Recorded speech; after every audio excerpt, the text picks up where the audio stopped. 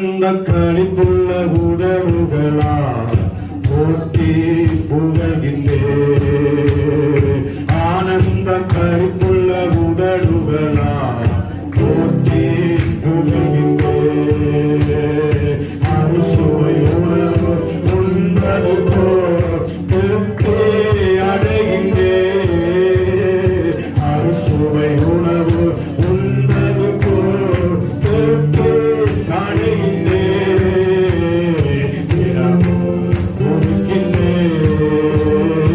ஆனந்த கருத்துள்ள புகழுகளா போற்றி புகழ்கின்றே.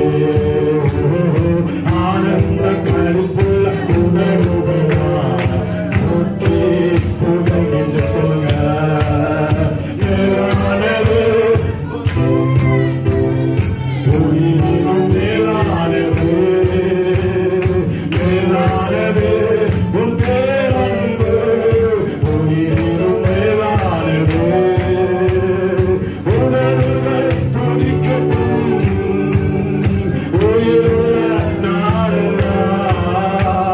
என் உணர்வுகள் துடிக்கட்டும் உயிருள்ள நாளெல்லாம்.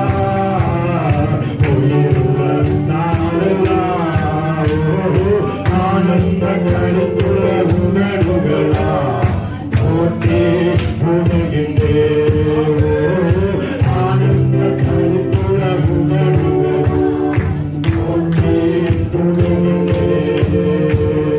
தேவனே நீரின் தேவர் தேவனை நாடுவே. தேவனே நீரின் தேவர் தேவனை நாடுவே. மகிமை வாய்ந்தே உம் நல்லமை காண்கின்றே. மகிமை உம் நல்லமை காண்கின்றே. உம் நல்லமை காண்கின்றே. ஆனந்த கருத்துள்ள உணர்வுகளா போற்றி புகழ்கின்றே. ஆனந்த கருத்துள்ள உணர்வுகளா போற்றி புகழ்கின்றே. ஏறானே என் துணையானே உன் புனித பங்குகளே. ஏறானே என் துணையானே உன் கைகூடுவே. உறுதியா கட்டிக்கொண்டே உன் மலக்கரத்தான் துணையா. உறுதியா கட்டிக்கொண்டே உன் மலக்கரத்தான் துணையா. உன் மலக்கரத்தான் துணையா. ஆனந்த கருத்துள்ள உணர்வுகளா போற்றி புகழ்கின்றே. ஆனந்த கருத்துள்ள உணர்வுகளா போற்றி புகழ்கின்றே. அறுசுவை உணவு உண்பது போல் திருப்தி அடைகின்றே. அறுசுவை உணவு உண்பது போல் திருப்தி அடைகின்றே. தினமும் துதிக்கின்றே. ஆனந்த கருத்துள்ள உணர்வுகளா போற்றி புகழ்கின்றே. ஆனந்த கருத்துள்ள உணர்வுகளா போற்றி. அல்லேலூயா. தேவனுக்கு மகிமை உண்டாவதாக. ஆண்டவரும் ஒரு இரட்சகருமாயிருக்கிற இயேசு கிறிஸ்துவின் நாமத்தினாலே உங்கள் யாவரையும் இந்த காலவேளை ஆராதனையில நான் வாழ்த்தி வரவேற்கிறேன். இந்த நாளிலும் கூட ஓசியா எழுதின தீர்க்கதரிசன புஸ்தகம் 11வது அதிகாரம் 4வது வசனத்தை நாம் வாசிக்கலாம். மனுஷரை கட்டி இழுக்கிற அன்பின் கயிறுகளால் நான் அவர்களை இழுத்தேன். அவர்கள் கழுத்துகளின் மேல் இருந்த நுகத்தடியை எடுத்து போடுகிற வரை போல் இருந்து அவர்கள் பட்சம் சாய்ந்து அவர்களுக்கு ஆகாரம் கொடுத்தேன். ஆமென். இந்த நாளிலும் கூட அன்பின் கயிறுகள் என்கிற தலைப்பில் நான் தேவனுடைய வார்த்தையை கொண்டு வருகிறேன். இந்த வசனத்தை 3 பகுதிகளாக நாம் பிரிக்கலாம். ஆண்டவர் சொல்லுகிறார், இந்த அதிகாரத்துல நீங்க 1, 2, 3, 4 ஆகிய வசனங்களை நீங்க வாசிக்கும் போது அங்கே ஆண்டவர் ஒரு நல்ல தகப்பனாய் செயல்படுவதை நாம் பார்க்க முடியும். அவர் சொல்லுகிறார், மனுஷரை கட்டி இழுக்கிற அன்பின் கயிறுகளால் நான் அவர்களை என்ன செய்தேன்? நான் இழுத்தேன். 2, அவர்கள் கழுத்துகளின் மேல் இருந்த நுகத்தடியை எடுத்து போடுகிறதை போல நான் இருந்தேன். 3, அவர்கள் பட்சம் சாய்ந்து அவர்களுக்கு நான் என்ன செய்தேன்? ஆகாரம் கொடுத்தேன் என்று ஆண்டவர் சொல்லுகிறார். இஸ்ரவேல் ஜனங்களுடைய வாழ்க்கையில் ஆண்டவர் ஒரு நல்ல தகப்பனை போல செயல்படுவதை நாம் பார்க்க முடியும். அவர் சொல்லுகிறாரு, நான் மனுஷனை கட்டி இழுக்கிற அன்பின் கயிறுகளை அவர்களை நான் இழுத்தேன். ஆண்டவர் ஒரு மனிதனை தன் பக்கம் எதுல இழுத்துக் கொள்ளுகிறார் அப்படின்னா அவருடைய அன்பின் கயிறுகளினால இழுத்துக் கொள்ளுகிறார். இந்த இஸ்ரவேல் ஜனங்களுடைய வாழ்க்கையை நீங்கள் பார்ப்பீர்களே, ஆனால் இந்த இஸ்ரவேல் ஜனங்கள் 63வது அதிகாரம் 9வது வசனத்தில் வாசிக்கும் போது அவர்களுடைய எல்லா நெருக்கத்திலேயும் அவர் நெருக்கப்பட்டார். அவருடைய சமூகத்தின் தூதனானவர் அவர்களை ரட்சித்தார். அவர் தமது அன்பின் நிமித்தம் தமது பரிதாபத்தின் நிமித்தமும் அவர்களை மீட்டு பூர்வ நாட்களிலெல்லாம் அவர்களை என்ன செய்து வந்தாராம்? தூக்கி சுமந்து வந்தார் என்று எழுதப்பட்டிருக்கிறது. அவர்களுடைய எல்லா நெருக்கத்திலேயும் அவர் என்ன செய்தார்? நெருக்கப்பட்டார். இப்போ இஸ்ரவேல் ஜனங்கள் 430 ஆண்டு காலம் இஸ்ரவேல் ஜனங்கள் அடிமைத்தனத்திற்கு உட்பட்டவர்களாய் வாழ்ந்து கொண்டிருக்கிறார்கள். யாத்திராகமம் 3வது அதிகாரம் 23வது வசனத்தில் வாசிக்கும் போது இஸ்ரவேல் புத்திரர் அடிமைத்தனத்தில் தவித்து முறையிட்டுக் கொண்டிருக்கிறார்கள். அவர்கள் முறையிடுகிற சத்தம் தேவ சன்னதியில் எட்டினது என்று எழுதப்பட்டிருக்கிறது. அதனுடைய 24வது வசனத்தில் வாசிப்பீர்களே, ஆனால் தேவன் அவர்கள் பெருமூச்சை கேட்டு அவர்களை நினைவு கூர்ந்தார்.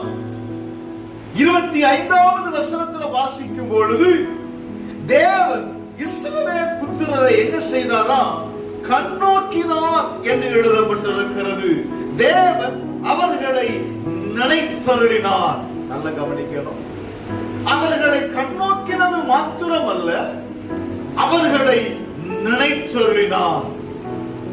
இந்த இஸ்ரவேல் ஜனங்கள் தன்னுடைய அடிமைத்தனத்தில் இருந்து முறையிடுகிறார்கள். என்ன முறையிடுகிறார்கள்? அவர்கள் ஏன் முறையிட வேண்டும்? வசனம் சொல்லுகிறது, யாத்திராகமம் 3வது அதிகாரம் அதனுடைய 7வது வசனத்தை நீங்கள் வாசிப்பீர்களேயானால் வாசிங்க. அப்பொழுது கர்த்தர் எகிப்தில் இருக்கிற என் ஜனத்தின் உபத்திரவத்தை நான் பார்க்கவே எகிப்தில் இருக்கிற என் ஜனத்தின் எதை பார்த்தேன்? நான் அவருடைய உபத்திரவத்தை நான் பார்க்கவே பார்த்து ஆரோட்டிகளின் நிமித்தம் இடுகிற கூக்குரலை கேட்டேன். அவர்கள் இடுகிற கூக்குரலை நான் கேட்டேன். அவர்கள் படுகிற வேதனைகளை நான் என்ன செய்திருக்கிறேன்? நான் அறிந்திருக்கிறேன். அவர்களுக்கு உண்டான நெருக்கம், அவர்களுக்கு உண்டான அடிமைத்தனம் அவர்களுக்கு எதை கொண்டு வந்ததே? ஆனால் வேதனையை கொண்டு வந்தது. அதனால அடுத்த வசனம் சொல்லுது, 8வது வசனம் வாசிங்க. அவர்களை எகிப்தியரின் கைக்கு விடுதலையாக்கவும் அவர்களை எகிப்தின் கையிலே இருந்து விடுதலையாக்கவும் அவர்களை அந்த தேசத்திலிருந்து நீக்கி அவர்களை அந்த தேசத்திலிருந்து நீக்கி கானானியரும் ஏத்தியரும் எமோரியரும் பெரிசியரும் ஏத்தியரும் எபூசியரும் இருக்கிற இடமாகிய பாலும் தேனும் நல்ல கவனிங்க, அவர்களை எகிப்தின் கைக்கு விடுதலையாக்கி அந்த தேசத்துல இருந்தே, அதாவது எந்த தேசத்துல அடிமைத்தனத்திற்குள் இருக்கிறார்களோ அங்க இருந்தே அவர்களை நீக்கி ஆண்டவர் இப்ப என்ன செய்கிறார் அப்படின்னா, விடுதலையாக்கி பாலும் தேனும் ஓடுகிற நலமும் விசாலமான தேசத்திற்கு கொண்டு போய் சேர்க்கும்படி நான் என்ன செய்தேன், நான் இறங்கினேன். ஹல்லேலூயா, ஹல்லேலூயா. அப்ப இது ஆண்டவர் எதுல செய்கிறார் அப்படின்னா, அந்த ஜனங்க முறையிடுகிற சத்தம் தேவ சன்னதியில எட்டுச்சு. இப்ப ஆண்டவர் என்ன செய்கிறார், தன்னுடைய ஜனத்தின் மீது அன்பினால இறங்குகிறார். அவர் தமது அன்பின் நிமித்தமும் தமது பரிதாபத்தின் நிமித்தமும் அவர்களை மீட்கிறார். அவர்களை மீட்கும்படி இப்ப என்ன செய்கிறார் அப்படின்னா, அந்த இடத்துல மோசேயை அனுப்புகிறார். மோசே கிட்ட சொல்றாரு, மோசே, என்னுடைய ஜனங்கள் என்ன செய்கிறார்கள், அங்கே அடிமைத்தனத்தில் இருக்கிறார்கள். அடிமைத்தனத்தில் இருக்கிற என் ஜனத்தை நான் என்ன செய்ய போகிறேன், அவங்களுடைய நுகத்தை எல்லாம் நான் எடுத்து பாலும் தேனும் ஓடுகிற தேசம். அது மாத்திரமல்ல, அந்த வார்த்தை நீங்க கொஞ்சம் நல்ல கவனிச்சேன்னு தெரியும். நான் அவங்களை முதல்ல நாங்க இருந்து வெளியே கொண்டு வரும்போது நான் என்ன செய்ய போகிறேன், அவங்கள நான் விடுதலையாக்க போறேன். நான் எப்படி அவங்களை விடுதலையாக்க போறேன் அப்படின்னா, என்னுடைய அன்பை கொண்டு நான் விடுதலையாக்க போகிறேன். ஹல்லேலூயா, ஹல்லேலூயா, ஹல்லேலூயா. என்னுடைய அன்பு அவர்களை என்ன செய்கிறது, அந்த அடிமைத்தனத்திலிருந்து அவர்களை மீட்டுக் கொள்ளுகிறது. அவர்களை மீட்டு நான் என்ன செய்ய போகிறேன், பாலும் தேனும் ஓடுகிற நலமும் உள்ள விசாலமான தேசத்திற்கு நான் கொண்டு போகிறேன். ஹல்லேலூயா. நல்ல கவனிங்க. அப்ப ஆண்டவர் ஒரு மனிதரை அவர் விடுதலை ஆக்கும் போது விடுதலை ஆக்கி அப்படி விட்டு விடுகிற தேவன் அல்ல. நம்ம எப்பெல்லாம் தேவ சமூகத்துல முறையிடுகிறோமோ, நம்ம முறையிடும் போது ஆண்டவர் நம்ம மேல என்ன செய்கிறார்னா, அவர் அன்புள்ளவராக இருக்கிறார். யோவான் 3வது அதிகாரம் 16வது வசனத்தை வாசிக்கலாம்.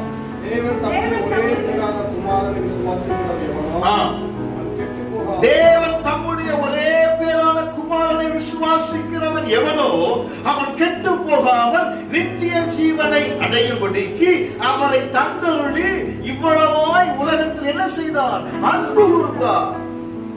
ஏன் அவர் அன்பு கூர்ந்தார், ஏன் தன்னை இந்த உலகத்திற்கு கொடுத்தார்?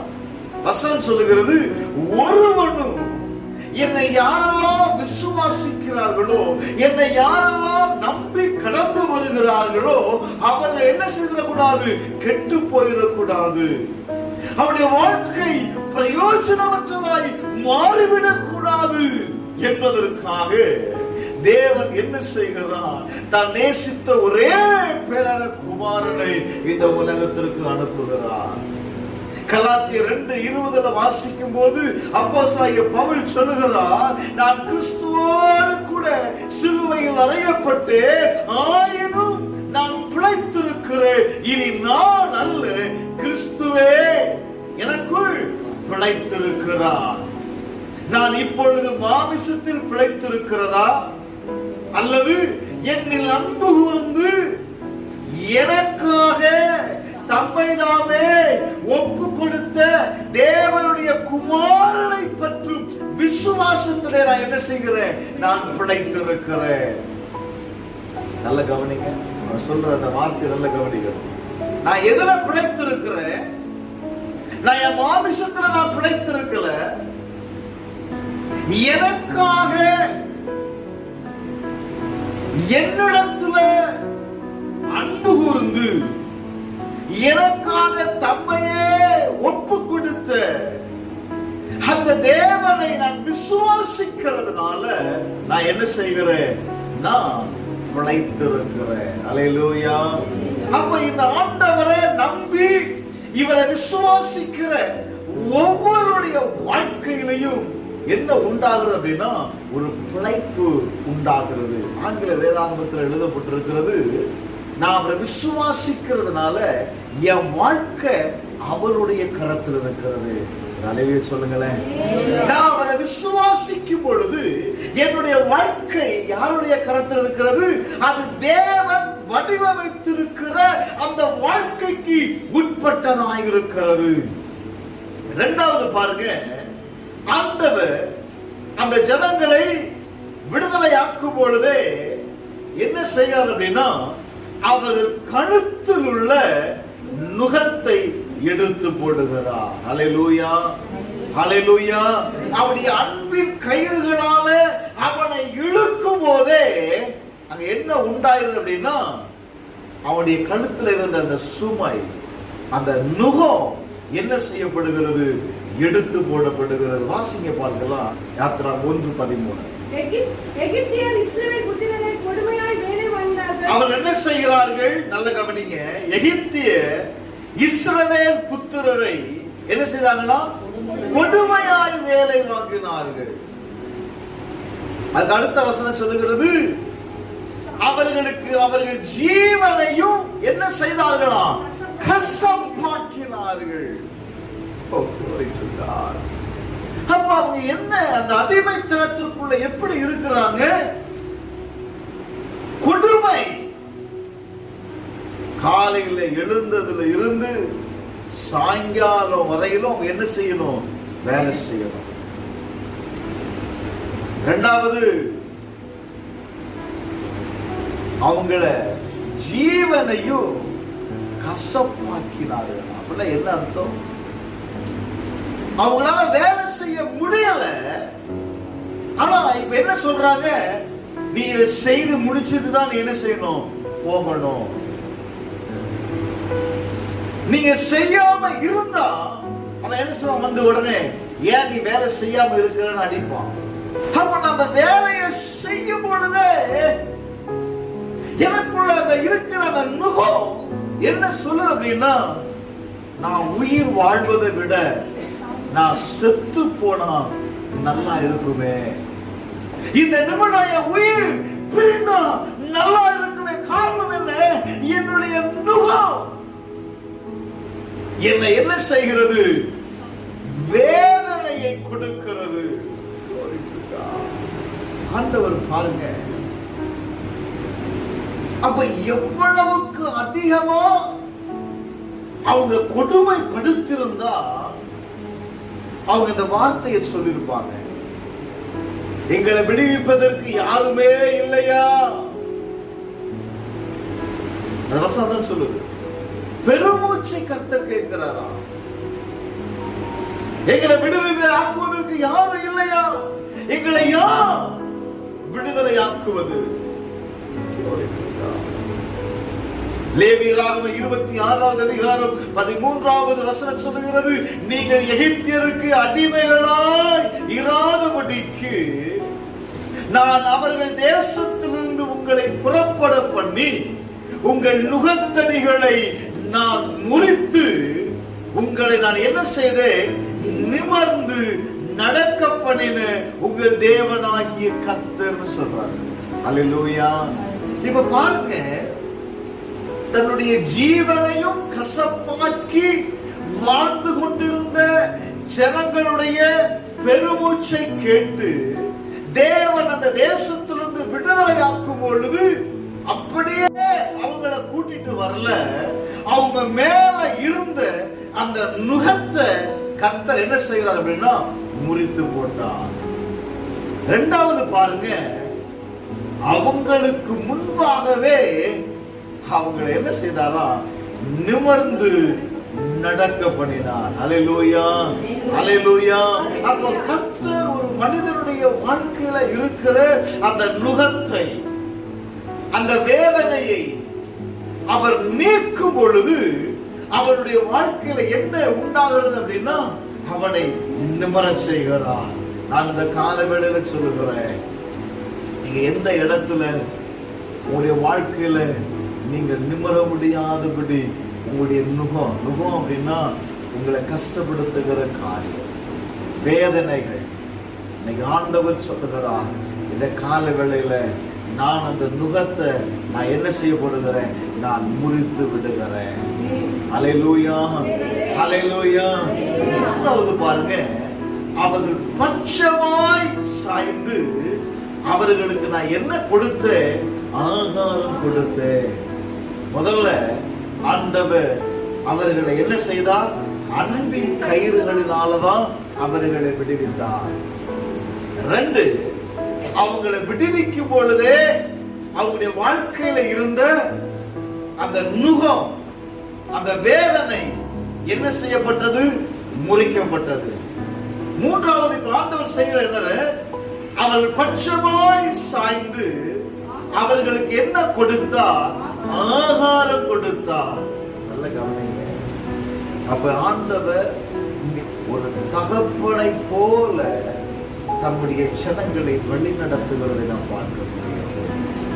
சங்கீதங்களின் புஸ்தகம் 78வது அதிகாரம் அதனுடைய 23வது வசனத்திலிருந்து நீங்க வாசிப்பீர்களே, ஆனா அங்க எழுதப்பட்டிருக்கிறது, அவர்கள் உயரத்தில் உள்ள மேகங்களுக்கு கட்டளையிட்டு வானத்தின் கதவுகளை கர்த்தர் திறந்தார். 2வது, மன்னாவை அவர்களுக்கு ஆகாரமாய் வருஷிக்க பண்ணி வானத்தின் தானியத்தை அவர்களுக்கு கொடுத்தார் என்று எழுதப்பட்டிருக்கிறது. சும்மா கொடுக்கல, அவர்கள் ஆகாரத்தை பூரணமாய் அவர்களுக்கு அனுப்பினாராம். அடுத்த வசனம் சொல்லுகிறது, 29வது வசனம், அவங்க எதையெல்லாம் விரும்பினார்களோ அவங்க விரும்பினதையெல்லாம் கர்த்தர் புசிக்க கொடுத்தார். சங்கீதம் 105வது அதிகாரம் அதனுடைய 40வது வசனத்தை வாசிக்கும் பொழுது அங்கே எழுதப்பட்டிருக்கிறது, அவர்கள் கேட்டார்கள், அவர் காடைகளை வரம் பண்ணினார். அல்லேலூயா, அல்லேலூயா. அப்ப அவர்கள் எதையெல்லாம் கேட்டார்களோ அதையெல்லாம் கர்த்தர் என்ன செய்தாருங்க, வரம் பண்ணினார். அப்போ ஆண்டவர் அங்க என்ன எப்படி செயல்படுகிறார் பாருங்க, ஒரு தகப்பனை போல செயல்படுகிறதை நாம் பார்க்க முடியும். ஒரு பிள்ளை தன்னுடைய தகப்பனிடத்துல எதையெல்லாம் கேட்கிறதோ அதை அத்தனையும் தன்னுடைய தகப்பன் என்ன செய்கிறார், தன்னுடைய பிள்ளைக்கு அவன் வாங்கி கொடுக்கிறார் பாருங்க. யாத்திராகமம் 14வது அதிகாரம் அதனுடைய 3வது வசனத்தை வாசிப்போம். அங்கே இறைச்சி பாத்திரங்கள் அண்டையிலே உட்கார்ந்து அப்பத்தை திருப்தியாக சாப்பிட்ட எகிப்து தேசத்திலே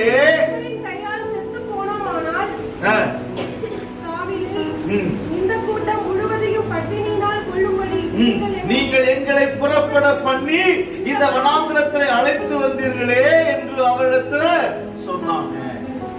இந்த ஜனங்க சொல்றத நல்ல கவனிக்க. நாங்க எகிப்து தேசத்துல இருக்கும் பொழுது நாங்க என்ன செய்தோம், திருப்தியா சாப்பிட்டோம். நாங்க எகிப்துல இருக்கும் போது இறைச்சி பாத்திரங்கள் அண்டையிலே நாங்க உட்கார்ந்தோம், திருப்தியா சாப்பிட்டோம். இப்ப எங்களுக்கு என்ன இல்லைங்கிறான், எங்களுக்கு இறைச்சி இல்ல, ஒண்ணு இல்ல, ஒரே முறுமுறுப்பு. ஆண்டவர் பார்க்கிறாரு, இஸ்ரவேல் புத்திரர் முறுமுறுப்பை நான் கேட்டிருக்கிறேன். அவனோடு பேசி, நீங்கள் சாயங்காலத்தில் இறைச்சியை புசித்து விடிய காலத்தில் அப்பத்தால் திருப்தியாகி நான் உங்க தேவனாகிய கர்த்தர் என்பதை நீங்கள் என்ன செய்து கொள்வீர்கள், அறிந்து கொள்வீர்கள் என்று சொல்ல ஆண்டவர் சொல்றார். அன்னைக்கு சாயங்காலமே என்ன வந்துச்சு அப்படின்னா, காடைகள் வந்து குவியுது.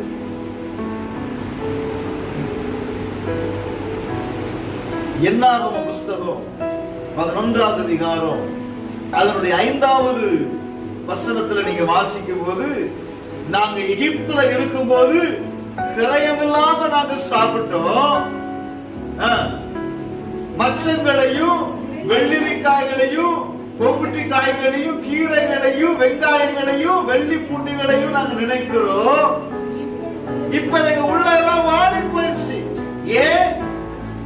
இதெல்லாம் எங்களுக்கு கிடைக்கல. இந்த மன்னாவை தவிர வேற என்ன எங்களுக்கு தாரியது? நல்ல கவனிங்க. சில நேரத்துல நம்முடைய வாழ்க்கையில இதுதான் சம்பவிக்கிறது.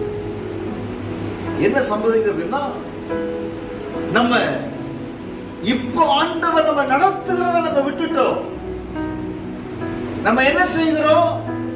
பழைய நாட்களில் நடந்தவைகளை நம்ம பேசிக்கிட்டே இருக்கிறோம். பாருங்க, இது நம்முடைய ஆசீர்வாதத்திற்கு ஒரு பெரிய தடையாக இருக்கிறது. சிலர் சொல்வதை கேட்டிருக்கிறேன். உங்களுக்கு என்ன பாசம் தெரியும்? நான் எங்க அப்பா வீட்டுல இருக்கும்போது ஒரு குறைவு இல்லாம இருக்கிறேன். என்னைக்கு இந்த ஆளை கட்டிட்டு வந்தனோ அன்னையிலிருந்து வெங்காயத்தை வச்சுதான் பாசம் சாப்பிட்டு ஒரு கறி குழம்பு பார்க்க முடியல, ஒரு நல்லது கெட்டதுக்கு போக முடியல. நான் அங்க இருக்கும் போது, எங்க இருக்கும் போது கொஞ்சம் யோசிக்க சொல்லுகிறது. அந்த மன்னா எப்படி இருந்துச்சா? புது ஒலிவ எண்ணெயின் ருசி போல இருந்தது வசனம் சொல்றது. அவ்வளவு அருமையான ஒரு சாப்பாடு. இந்த ஜனங்க என்ன கேட்கிறாங்க? இதையே நாங்க எப்படி சாப்பிட்டு இருக்கிறது? நாங்க எகிப்துல இருக்கும்போது விதவிதமா நாங்க சாப்பிட்டோம். இப்ப இறைச்சியை கேட்கிறான். வெறும் மன்னாவா சாப்பிட்டு என்ன செய்ய போச்சு? கோதுமையா சாப்பிட்டு அவனுக்கு திகட்டு. இப்ப இறைச்சியை கேட்கிறான். மோசே என்ன பண்றதுன்னு தெரியல. இப்ப அவன் போய் நிக்கிற, ஆண்டவரே என்ன ஆண்டவரே, இவ இறைச்சியை கேட்கிறாங்க, நான் என்ன செய்யணும்? புருஷர்கள் மாத்திரம் 6 லட்சம் பேர் இருக்கிறான். இவங்களுக்கு நான் எப்படி, எங்க போய் நான் மாமிசத்தை கொண்டு வருவது? என்னால இதுக்கு மேல தாங்க முடியாது, என்னால ஒண்ணுமே செய்ய முடியாது சொல்றாரு. நீ 1 நாள் 2 நாள் 5 நாள் 10 நாள் 20 நாள் மாத்திரம் அல்ல, இந்த மாதம் முழுவதும் நீங்கள் புசிப்பீர்கள். அல்லேலூயா. உங்களுக்குள்ள சொல்றாரு பாருங்க. இன்றைக்கு நீ கர்த்தர் செய்கிறத, அவங்க பட்சமா இருக்கிற தேவன் யார் என்பதை நீங்க பார்க்க போகிறீங்க. ஒரே ஒரு வார்த்தை தாங்க. கீழே நீங்க அந்த அதிகாரத்தை வாசிக்கும் பொழுது ஆண்டவர் என்ன செய்கிறார்? 31வது வசனம், ஒரே ஒரு காற்று சமுத்திரத்திலிருந்து வீசினது.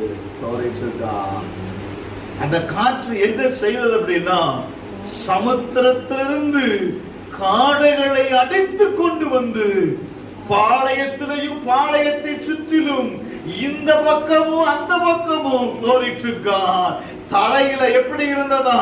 முழு உயரமாய் விழுந்து கிடந்தது. அல்லேலூயா, அல்லேலூயா. அப்ப கர்த்தரை பாருங்க, ஆண்டவர் என்ன செய்கிறார்? அவர்கள் பட்சமாய் இருந்து அவர்களுக்கு வேண்டிய எல்லா ஆகாரத்தையும் கர்த்தர் கொடுத்தார். இதை கேட்கிற என் அருமையான தேவனுடைய ஜனமே, இந்த கால வேளையில ஆண்டவர் சொல்லுகிறார், என் நாமம் எங்கெல்லாம் உயர்த்தப்படுகிறதோ. ஒரே வசனத்தை வாசிக்கலாம். யோவான் எழுதுகிற சுவிசேஷம் 12வது அதிகாரம் 32வது வசனத்தை வாசிக்கலாம். நான் பூமியில் இருந்து உயர்த்தப்பட்டிருக்கும் போது எல்லோரையும் என்னிடத்தில் என்ன செய்து கொண்டேன்? இழுத்துக் கொள்வேன். அப்ப ஆண்டவராய் இருக்கிற இயேசு கிறிஸ்து எப்போ கல்வாரி சிலுவையில எல்லா ஜனங்களுக்கு முன்பாக உயர்த்தப்பட்ட பொழுது அவருடைய அன்பினால எல்லா ஜனங்களையும் தன் பக்கம் இழுத்துக்கொண்டார். எப்படி இழுத்துக்கொண்டார்? தன்னுடைய இரத்தத்தை கல்வாரியில சிந்தின இரத்தத்தினால தம்முடைய ஜனங்களை என்ன செய்தார் அப்படின்னா தன்னுடைய ஜனமாக அவர் மீட்டுக் கொண்டார். என்னை கேட்கிற அருமையான தேவனுடைய ஜனமே, இந்த கால வேளையில கர்த்தருடைய ஆவியானவர் சொல்லுகிறார், உங்களுடைய தனிப்பட்ட வாழ்க்கையில, உங்களுடைய குடும்ப வாழ்க்கையில, யாருடைய வாழ்க்கையிலெல்லாம் கல்வாரி உயர்த்தப்படுகிறதோ, இயேசுவை நீங்க உயர்த்துகிறீர்களோ, அவர்களுடைய வாழ்க்கையில அந்த கல்வாரியுடைய அன்பினால கர்த்தர் தம்முடைய ஜனத்தை இழுத்துக் கொள்ளுகிறார். இன்னைக்கு நிறைய பேர் என்ன செய்தோம் அப்படின்னா அவருடைய கல்வாரிய மறந்துட்டோம். நமக்காக அடிக்கப்பட்ட இயேசுவை மறந்துட்டோம். கல்வாரியில சிந்தின இரத்தத்தை மறந்துட்டோம். அப்போஸ்தலனாகிய பவுல் சொல்லும் போது, கிறிஸ்துவோடு கூட நான் என்ன செய்தேன்?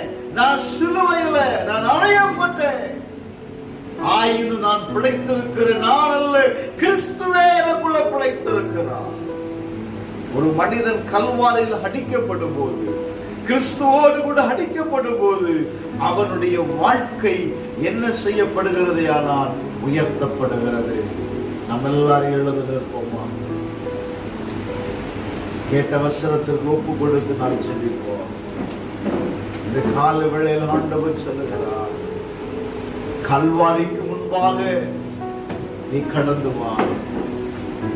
அன்றைக்கு ஆண்டவராயிருக்கிற இயேசு கிறிஸ்து கல்வாரியில உயர்த்தப்பட்ட பொழுது தம்முடைய ஜனத்தின் பாவத்திற்காக, தன்னுடைய ஜனத்தினுடைய ஆசீர்வாதங்களுக்காக அன்றைக்கு அவர் உயர்த்தப்பட்டார். என்னை கேட்கிற அருமையான தேவனுடைய சபையே, இந்த பரிசுத்த ஓய்வு நாள்ல கர்த்தர் உங்களோடு கூட பேசுகிறார். கல்வாரியில உனக்காய் உயர்த்தப்பட்ட இயேசுவை நோக்கிப்பார், அவருடைய அன்பை நோக்கிப்பார், உனக்காக சிந்தின அந்த விலையேறப்பட்ட இரத்தத்தை நோக்கிப்பார். அவர் உனக்காக பட்ட பாடுகளை நோக்கிப்பார். வசனம் சொல்லுகிறது, உனக்காகவே அவர் நொறுக்கப்பட்டார். நம்முடைய பாடுகளை அவர் ஏற்றுக்கொண்டு நம்முடைய துக்கங்களை அவர் சுமந்தார். அவர் அசட்டை பண்ணப்பட்டவரும், மனுஷரால் புறக்கணிக்கப்பட்டவரும், துக்கம் நிறைந்தவரும், பாடு அனுபவத்தவருமாய் இருந்தார்.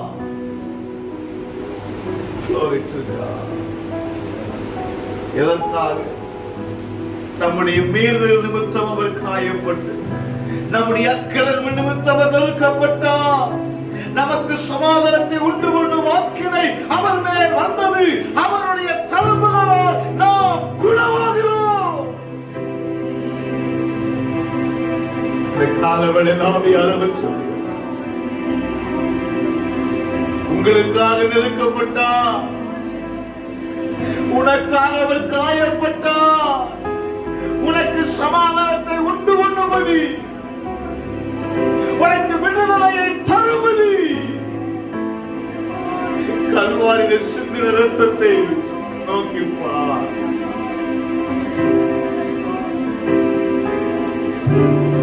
இன்றைக்கு தேவன் அன்புள்ளவராய் இருக்கிறார் நம்ம சொல்லுகிறோம். ஆனா தேவனுடைய அன்பை நம்ம ருசி பார்க்கிறது இல்லை. தேவனுடைய அன்பை நம்ம அறிந்து கொள்ளுகிறது இல்லை. தேவனுடைய அன்பை, தேவனுடைய ஆழத்தை அறிந்து கொள்ளாதவனால நம்முடைய வாழ்க்கையில நாம் வாழ தெரியாதபடி நாம் இடறுகிறோம். Glory to God. கேட்கிற என் அருமையான தேவனுடைய சபையே, கர்த்தரோடு கூட பேசுகிறார். என் அன்பு கயிறுகளினால் நான் உன்னை இழுத்தேனே. என்னை அறியாமல் இருந்த போது எங்கேயோ வாழ்ந்து கொண்டிருந்த உன்னை எனக்கு நீ சொந்த மகனாக, சொந்த பிள்ளையாக நீ இருக்கும்படி நான் உன்னை அழைத்தேனே. இந்த சமூகத்தில் எல்லாம் ஒப்புக்கொண்டு போவோம். நான் உண்மையா சொல்லுகிறேன், உன் வாழ்க்கையில நீங்க எவ்வளவுக்கு அதிகமா கல்வாரிய உயர்த்துகிறீர்களோ அந்த அளவிற்கு உன் வாழ்க்கை உயர்த்தப்படும். சிஸ்டர், பிரதர், உன் வாழ்க்கை உயர்த்தப்படுவதற்கு ஒரே இடம் கல்வாரிதான். கல்வாரிதான், கல்வாரிதான். எந்த இடத்துல அடிமைப்பட்டு இருந்தார்களோ அவர்கள் மத்தியில கர்த்தர் அந்த ஜனங்களை தலை நிமிர பண்ணினார். Glory to God. இந்த காலவெளியில உங்களை தலை நிமிர செய்கிற ஆண்டவர் சொல்லுகிறார், நான் உன் தலையை நிமிர பண்ணுவேன், உன் தலையை நிமிர பண்ணுவேன். நிகழ்க்கப்பட்ட இடத்துல உறவா சந்தரவி அந்தர ஹல்மனாக்குட பௌதனி மனாக்கள் கடாயா, நான் உன் தலையை நிமிர பண்ணுவேன் என்று சொல்லுகிறார். உன் தலையை நான் நிமிர பண்ணுவேன் என்று கர்த்தருடைய ஆவியானவர் சொல்லுகிறார். நம்ம எல்லாம் ஒப்பு கொடுப்போமா? எல்லாம் ஒப்பு கொடு. ஆண்டவரே, என் தலையை நிமிர பண்ணுங்க, என் தலையை நிமிர பண்ணுங்க ஆண்டவரே. எங்கள் அன்பின் பரலோக பிதாவே, ஆசீர்வதிக்கப்பட்ட நல்ல வேலைக்காக உமக்கு நன்றி செலுத்துகிறேன். இது நல்ல வேலையிலும் கூட கர்த்தாவே, இந்த வார்த்தையை கேட்ட ஒவ்வொருவருக்காக நான் ஜெபிக்கிறேன். கர்த்தர் தம்முடைய ஜனங்களை ஆசீர்வதிப்பீராக. ஆண்டவரே, அன்றைக்கு இஸ்ரவேல் ஜனங்களை தலை நிமிர்ந்து நடக்க பண்ணின தேவன், ஆண்டவரே, இந்த வார்த்தையை கேட்கிறேன், இந்த வசனத்தை கேட்கிறேன், ஒவ்வொருடைய வாழ்க்கையிலையும் கர்த்தர் தலை நிமிர பண்ணுங்க. கர்த்தர் அவர்களை ஆசீர்வதிப்பீராக. தேவனுடைய சமாதானம், தேவனுடைய இரக்கம் என் ஜனங்கள் மீது இருக்கும்படி நான் ஜெபிக்கிறேன்ப்பா. அவருடைய வாழ்க்கையில் இருக்கிற எல்லா பலகீனங்களை கர்த்தர் நீக்கி போடும். அவருடைய வாழ்க்கையில் இருக்கிற எல்லா ஆண்டவரே உமக்கு ஸ்தோத்திரம் போராட்டங்களை நீக்கி போடும்படி நாங்கள் ஜெபிக்கிறோம்ப்பா. இதெல்லாம் உடைய வாழ்க்கையில நுகமாய் இருக்கிறதோ, இதெல்லாம் உடைய வாழ்க்கையில அடிமையாய் இருக்கிறதோ, அவைகள் அத்தனையும் கர்த்தர் இன்றைக்கு நிர்மலமாக்குவீராக. இயேசுவின் நாமத்தில் ஜெபிக்கிறேன் நல்ல பிதாவே, ஆமென். என் ஆத்துமாவே கர்த்தரை ஸ்தோத்திரேன், என் முழுவதுமே பரிசுத்த நாமத்தை ஸ்தோத்திரேன். என் ஆத்துமாவே கர்த்தரை ஸ்தோத்திரேன், கர்த்தர் செய்த சகல உபகாரங்களையும் மறவாதே. ஆமென். என் ஆண்டவராயிருக்கிற இயேசு கிறிஸ்துவுடைய கிருபையும் பிதாவுடைய அன்பும் பரிசுத்த ஆவியாருடைய ஐக்கியமும் சிநேகமும் வழிநடத்துதலும் பாதுகாப்பும் நாம் அனைவரோடு கூட இன்றைக்கும் எப்பொழுதும் சதா காலங்களிலும் தங்கியிருப்பதாக. ஆமென். ஹல்லேலூயா, ஹல்லேலூயா, ஹல்லேலூயா.